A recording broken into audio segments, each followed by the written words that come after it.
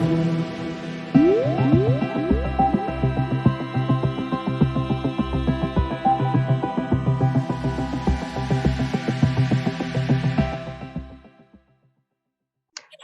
I'm Melissa Johns. Hi, I'm Kaitlynn Tomaselli.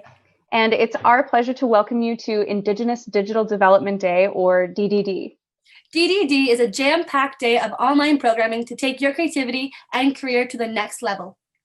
As a continuation of our annual Festival Industry Days, Indigenous Digital Development Day demonstrates our commitment to fostering talent and training for Indigenous filmmakers and digital artists at all levels in their careers. Many thanks to Ontario Creates, RBC, and East Side Games for their support in making this day possible. Enjoy the event! Enjoy the event!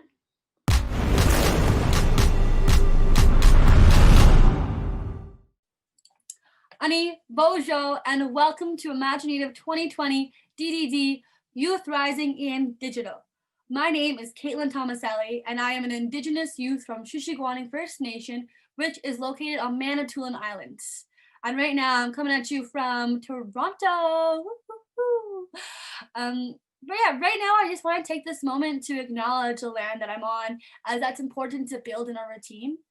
So we at imagineNATIVE acknowledge that this land located on present-day Toronto, is the traditional territory of the Anishinaabe, Haudenosaunee, Huron-Wendat, and the Mississaugas of the Credits.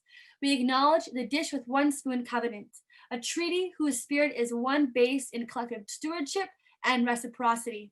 We take the spirit of this covenant to the core of our operations as we bring artists and audiences from many nations across the globe together through our various initiatives and activities. Please take a moment to think of the land that you currently reside upon, wherever you may be, and acknowledge those who went before and those yet to come. So Youth Rising in Digital is a highlight reel of the iNdigital Youth Collective. Now, this is a collective that I'm thankful to be a part of and also help create those opportunities for youth. We are a group of emerging and digital interactive artists based in Toronto, formed through collaboration between imagineNATIVE and ENAGB Indigenous Youth Agency. ENAGB Indigenous Youth Agency is a youth program established within Toronto that focuses on providing opportunities for youth ages 12 to 24. They put on programs all around the city that promotes youth engagement and work towards building self-esteem, confidence, skills, and self-determination. Today, we are showcasing upcoming talent from this iNdigital Youth Collective, who have just completed the first series of skins workshops, developed and produced by AbTeC as part of the Initiatives for Indigenous Futures. These sessions focus on game design, character concepts, and interactive storytelling. The Initiatives for Indigenous Futures is a partnership of universities and community organizations, including AbTeC and imagineNATIVE, dedicated to developing multiple visions of Indigenous peoples tomorrow in order to better understand where we need to go today. Now, this is brought to you with support from the Chawkers Foundation and the Youth Media Alliance. Many thanks to all these groups who made this collaboration possible. I also want to mention, if you're watching this live on Facebook, to be active in the chat box, as a comment is your entry to win a $100 gift card to Born in the North. So I'm going to ask the first question to get the chat box active. So are you a youth? And if you are a youth, or if you're not, where are you watching from? And start commenting. All right, get your chance in. Boom, yes. Well, let's dive in. So first off, we got Maize Longboat, the Associate Director from AbTeC, and he just has a few words from the skins workshops. Right. Take it away, Maize.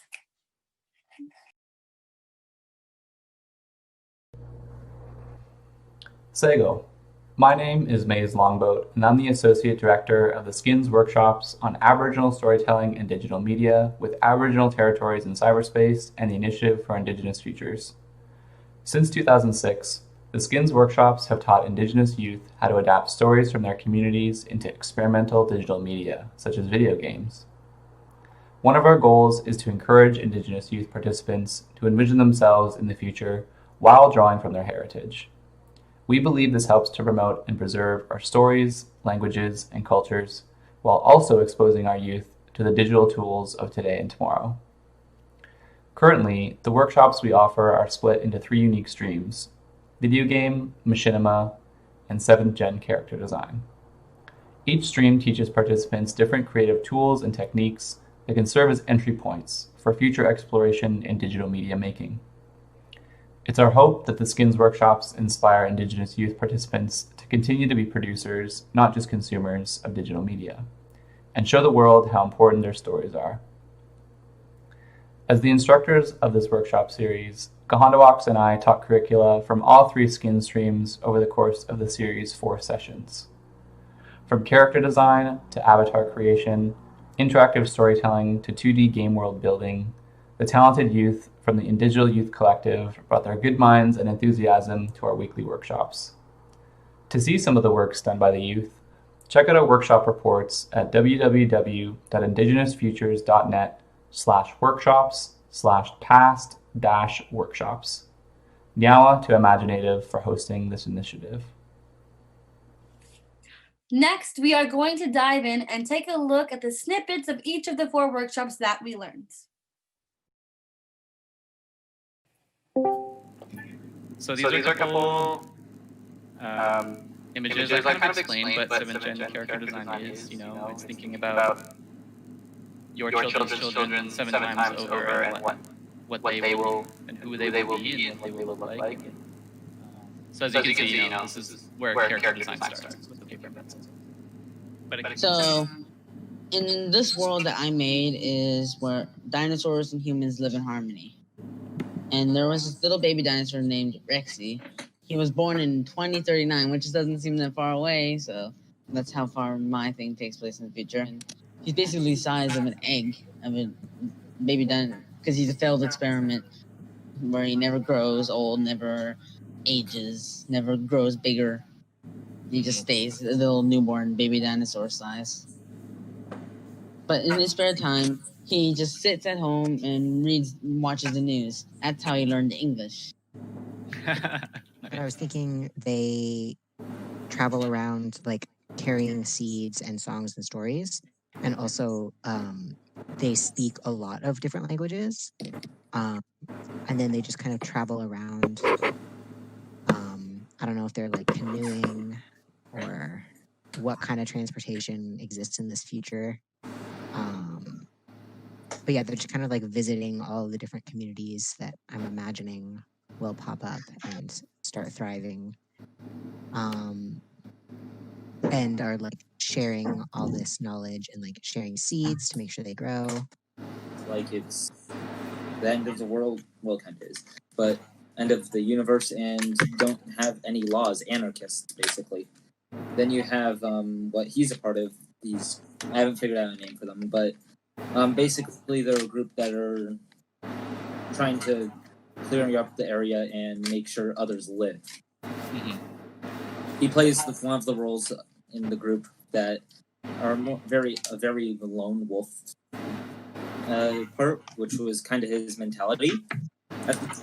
But he's there to carry water to people and be a medic, but also heavy supplier of water. But he's a Ojibwe native, I guess warrior.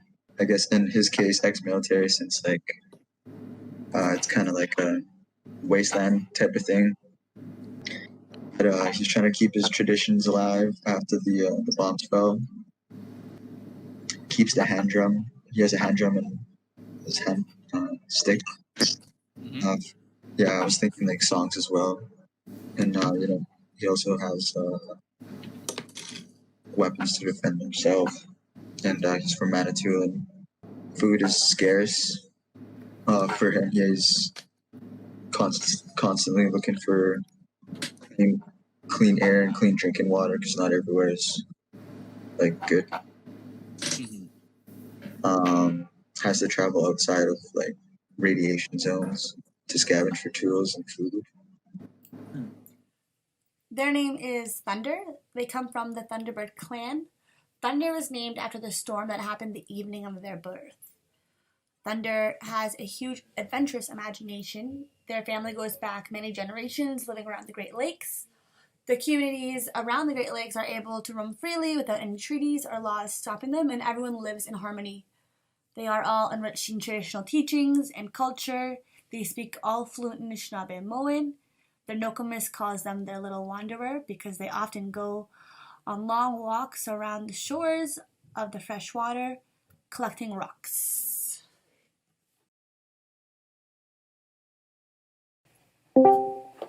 So today's goal basically is to create your own unique avatar character, and we've set this workshop up to as like an encouragement to like create the 7th generation character that you created last week as an avatar. Second Life is a massively multiplayer online virtual world. Not so much a game as it is more of a social platform with like a 3D world. And it really allows for a lot of different things to happen. There's a whole building system where you can create almost like any you want. You can also import 3D objects from 3D modeling softwares into Second Life and create really detailed and fantastical worlds. And you can also create super unique, different avatars.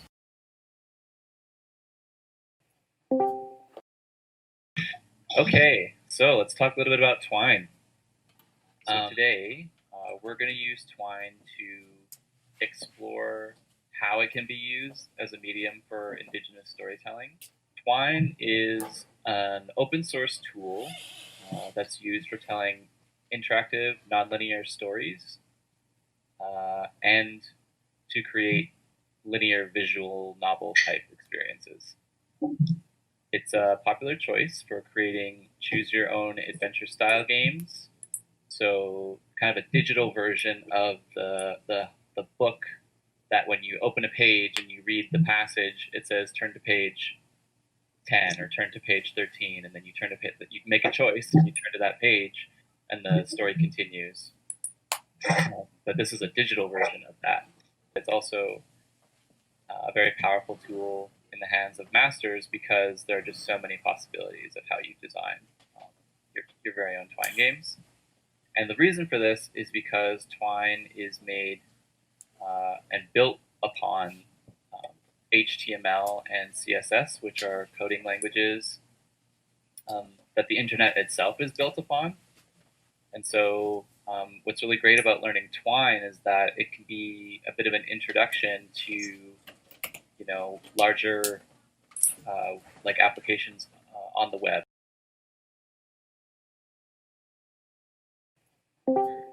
So is this the final class? This is the final class for now, yeah. Aww. Welcome everybody to the 4th and final workshop in the InDigital Youth Collective workshop series that we've been doing. Really super excited to see everybody here for game design with Bitsy, in which we will all learn how to make a little pixel art style game together. So what is Bitsy? Bitsy is a free browser-based game editor or maker that's really great for making little games and worlds just right in your browser.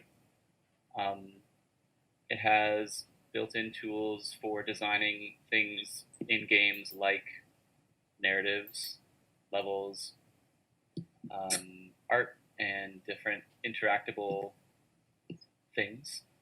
It's easy to start, refining and learning ways to use it in really interesting and inventive ways that maybe even the creator didn't even foresee. So there are a lot of Bitsy games out there that really push the boundaries of like what a Bitsy game could be for creating these really elaborate, even animated environments for players to be in.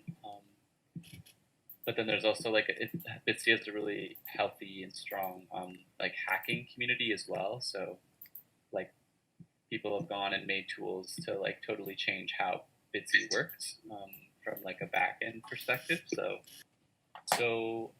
today we're going to be using Bitsy in a couple ways, but primarily I think we're going to be looking at Bitsy and how we can as a way to explore how it can be used as a medium for Indigenous storytelling, kind of the way that we've been doing so with other things in the past, Second Life and avatars, paper and pencil and just like character design, but then also Twine, like literally writing stories in a digital format. So Bitsy is the new method of doing that, and it's a very like explicitly kind of gamey type of way. All right, everybody, smile.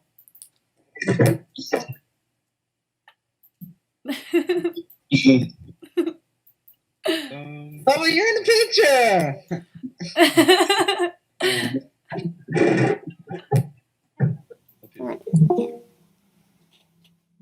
Next, we have some introductions from a few of the youth who were a part of the iNdigital Youth Collective, and then some words from Garhanda Hawks, who also took part in leading the skins workshops.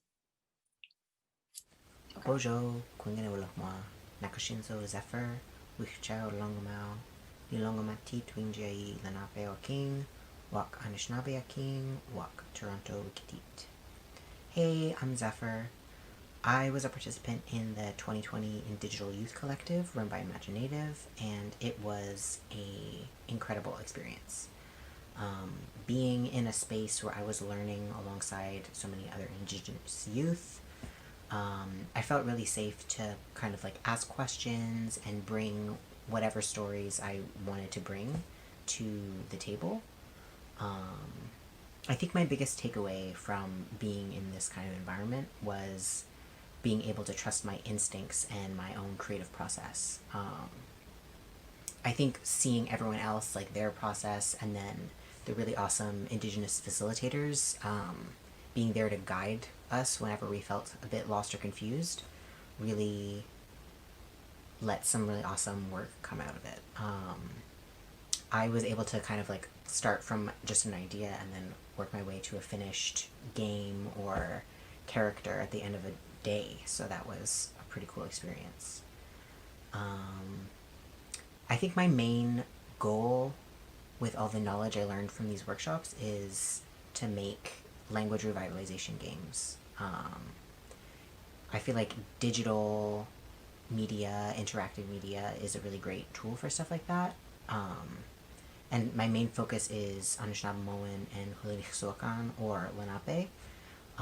But I mean, who knows what the future will hold. I want everybody to be speaking their languages, so maybe all kinds of games are gonna get made. Hopefully I'll meet other folks who are of a similar mind, and then through workshops like these, I feel like I can see a future where these kinds of games are possible. So I want to say Chimagwech to imagineNATIVE and all the people involved with organizing and facilitating this youth collective, and I look forward to what comes next. Chimagwech, Khatanashik, Ninha. Hello, my name is Caden Davis. I am Mohawk Tribe and Turtle Clan. I was a part of the iNdigital Youth Collective, and I was provided with 3 questions to answer, which I will gratefully do. The first question was, what was my experience like for me? My experience with the iNdigital Youth Collective was very well done. I think it was just put together well. It was, I don't even know how to put it. It was just one of the best experiences for an online learning I have ever had. I learned quite a bit. I have retained most of the knowledge, and I am just overall happy with my experience. The second question was, what is my biggest takeaway from the iNdigital Youth Collective? My biggest takeaway from the iNdigital Youth Collective was Twine. Twine is a program for designing games, usually visual novel or just basically a digital novel, like choose your own adventure or choose your story. And I was messing around and figuring it out, and I learned it, and I really enjoyed it. It allows for a lot of freedom in design. It was deep, but not too complex to the point where it was overwhelming for a first time. And finally, the third question. With my new skills, what do I want to create in the future? I plan on creating a game using Twine, which is a horror sci-fi game that is relatively long compared to what I would say standard for one of these digital novel things. But I haven't played many. But I in development.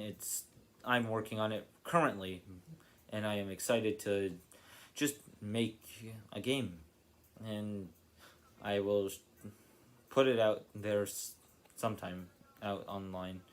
I don't know when, but I hopefully can get it done in a while, not too long. And yeah, this is Caden Davis. Thank you for having me talk online. Hi, my name is Troy Yellowhorse, and I'm from Shishiguane First Nation. I'm an Indigenous youth that is living in Toronto, and I'm part of the Indigenous Youth Collective. And while I was attending them, the experiences were cool. I wish I was able to attend more, though, you know. But it is what it is. It was a refreshing experience. That got me connected with my artistic side again. It makes me want to get back into digital media because in high school I was really involved with it. It was one of my best classes, and just thanks to Maize, Kaitlynn, and to everyone else who really put this thing together. It was really a good, fun experience, and I made a lot of new friends, I guess. And yes, that's about it. And hope to take part in one of these workshops again in the future. And yeah, deuces. Bye. Hi, Ani. My name is Riley Assinewai, and I was part of the Indigenous Youth Collective. I'm from Wakomokong First Nations, located on Manitoulin Island. And this experience for me was interesting because the workshop was taught through video, and it was their first time doing it. And this was also my first time doing any kind of workshop like this with the Indigenous Youth Collective team. My biggest takeaway from this workshop was the whole workshop as a whole, because this was one big learning experience for me being a part of this workshop, because it was my first time, like I said, and it was really fun and interesting, and I hope to join more workshops. With the new skills I have learned from this workshop, I'm interested in making my own website for the near future, possibly maybe making one for someone's business, or I'm not really too sure yet, but I know it's a website, so but yeah, thank you, and Bamapi Kwatman.